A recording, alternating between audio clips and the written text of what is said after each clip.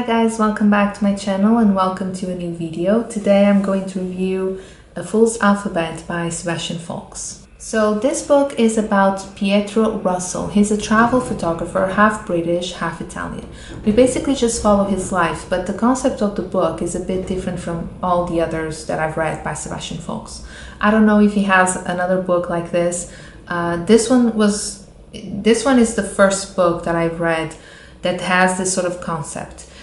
Basically, we are following Pietro's big life chapters in alphabetical order. However, they're not in chronological order. Each chapter, so we have 26 chapters, is a different location, but they're set in different time periods. And we go back and forth and we have to follow all of these big events that happen in Pietro's life, but it's complex to the point that sometimes it's hard to understand which one we're focusing on. Sometimes we know about something that has happened after it happened, and then a few chapters later we understand how it happened, when, where, and why. So it's the type of book that can be tricky to read if you don't read it every day, because then you may forget exactly what we're talking about. I'm going to show you the table of contents. I don't think that's a spoiler, just so you understand what I mean.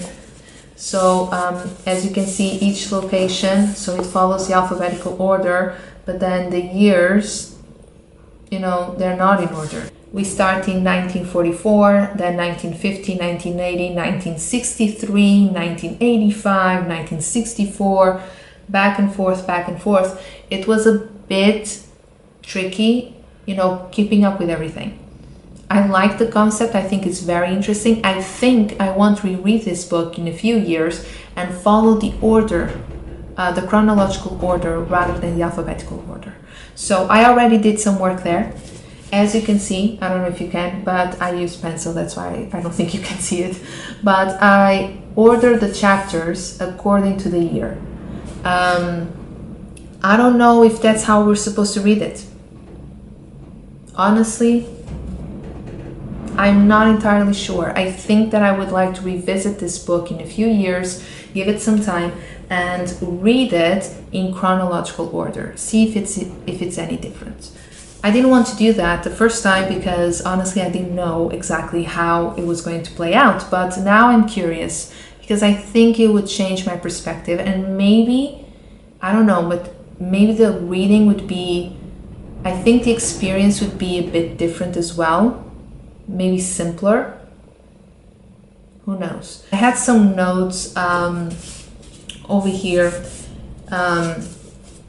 on the edge, just basically trying to focus on like the time periods, the 40s, the 50s, the 60s, so I can try and picture him a little bit better, because it's difficult to understand how old he is in some chapters, and if I can picture him, I think I can picture the entire scene clearly. I don't know if I'm making myself clear, but that's pretty much it. So what's interesting about this book is that even though it was a bit difficult to follow so many different events that happen and they were set in different time periods in different locations, the writing is still beautiful. I really like Sebastian Faulks. If I had to rank this book, it would probably rank last, but it's not because it's not beautiful. The writing is still beautiful. If you know Sebastian Faulks, his writing is just very interesting. I have a lot of passages just highlighted here, not just because of the message, but because of everything surrounding it. It's straight to the point, but at the same time so poetic. I really enjoyed it. It is the type of book that you have to sit on for a while. It's not the type of book that you can read in 2 days. You need some time to get used to the concept of this book, but also to the character. Pietro is interesting. He's half British, half Italian, and I think he always suffered with some sort of identity crisis, not really sure what he was supposed to do. and not really sure where he was supposed to be. And I think the fact that he's a travel photographer just allowed him to sort of explore different possibilities of, job opportunities, but also where he wanted his personal life to go. There are also some really interesting discussions in this book. At some point, he goes to Israel, and the chapter about Israel is set in the 80s. This book was published in 1992, and we are in 2022, and we're still talking about it.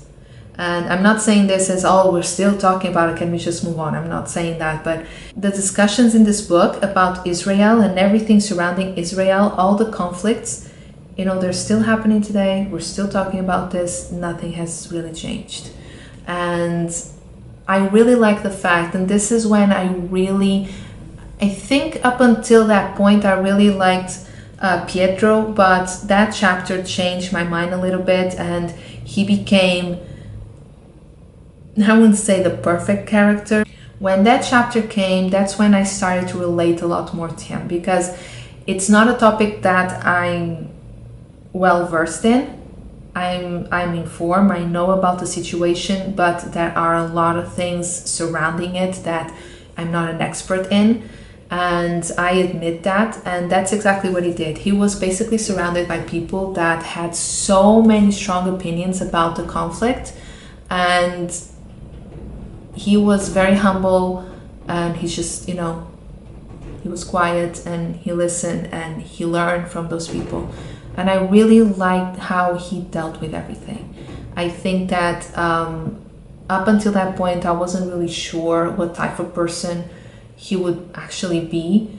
But I think it was very humble on his part to just be quiet, listen, and gather all the information you need in order to be able to participate in the conversation. You can't really participate in a conversation if you don't know anything about the topic. So I really liked it. I think it's a great example, really. Granted, he was already, an adult, but that's what I try telling my kids, is that you can't really express an opinion on something that you're not, it's not that you have to be an expert in everything, but you do need some solid, foundation about the topic. You need to have a base in order to form an opinion and express that opinion. Otherwise, you can't really be part of the discussion. I really like that chapter. It's not a long one. I wouldn't say that it's a long chapter, but it took me a while to read it, just because it wasn't just about his character development, but all the information that is being thrown at us as the readers. I would like to sit down, look up all of this information, understand the context in which this was written, I think it was really, really well done. So even though I told you, of all of the books that I've read by Sebastian Faulks, I think I would rank this one last. But it's not because it's not beautifully written. It's not because the writing is not profound. It's not because it doesn't speak to me in any way. I think that I just sort of connected more to his other books. But I still really liked it. But like I said, I really want to revisit this book one day and read it in chronological order instead of the alphabetical order.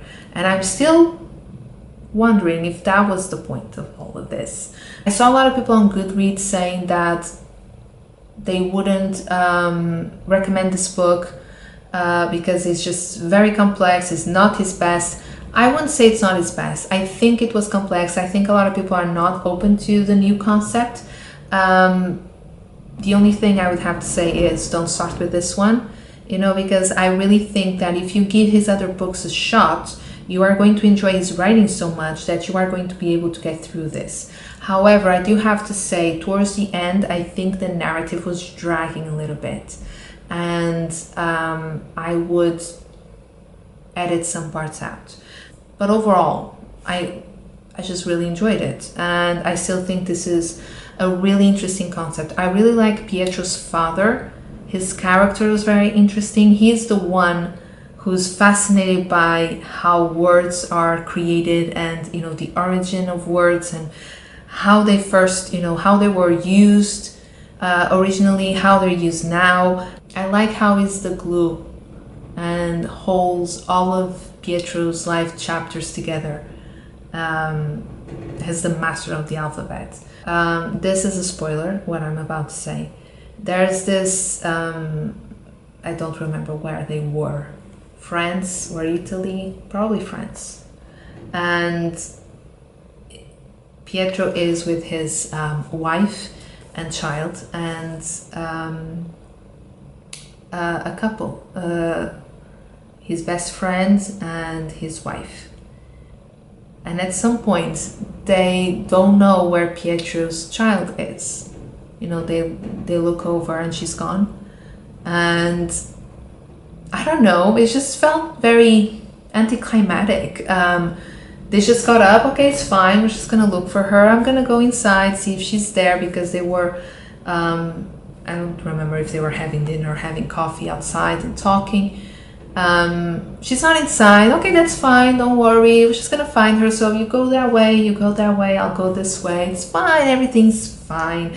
And even though it's not, and he says that it's not, it doesn't feel like everything is fine.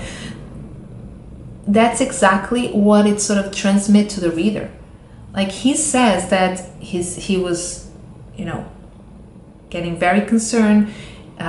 He was on the verge of a panic attack because he lost his daughter. But the feeling that I got reading this was that, you know, it's fine. Don't worry about it. It's fine. Everything's going to be fine. I just found the balance in which Faulks wrote that passage and at the same time was able to portray Pietro's feelings. It's just so...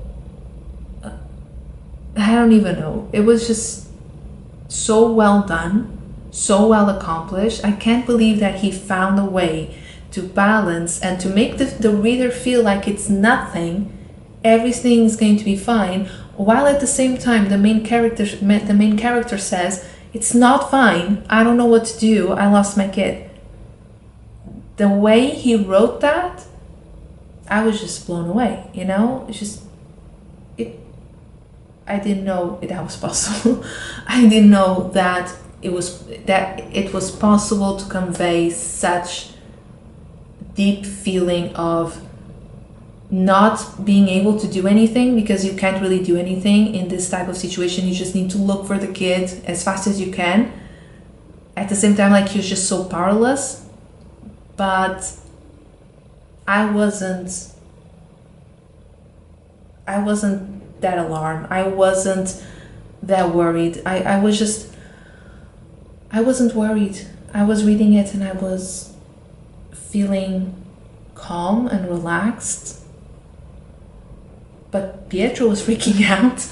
That was beautiful. That's a very practical example of the type of writing you can expect when you read Sebastian Faulks. Not a lot of people can do that. Honestly, it's really hard to talk about this book without actually spoiling the story. Just know that you are following someone who is trying to find his place in the world, and, you know, as a middle-aged man, he's still wondering what he's doing. And I think, don't you feel like that sometimes? Or every day? Don't you feel like sometimes you don't know exactly what you're doing, you're just going with the flow? This book is pretty much about that, and how that's okay. It's okay to feel that way. It's okay to go through these moments of questioning and wondering and just sort of panicking about what's, you know, about the future, about what's coming. I really like the story. Again, I think if I reread it in a couple of years and follow a different order, that it might not be the last one if I were to rank all of his novels. So I would give this one a try. I recommend this one if you already know Sebastian Faulks as a writer, as an author, because otherwise I would start with something else, get used to his writing, and then pick this one up. If you have read this book, please let me know, because I would like to know if you have tried reading it in chronological order rather than the alphabetical order. So let me know, because I would love to talk about it. I don't know a lot of people that have read this book. I got this book in London a few years ago when I was there for 3 days on my own. And this book was £1.95. I still have the receipt somewhere. Yeah. It's basically gone. I got this in 2018. That's what the receipt says. So it's still here. So that's about it for me today, guys. I hope you enjoyed this review. Thank you so much for watching, and I'll talk to you very, very soon. Bye.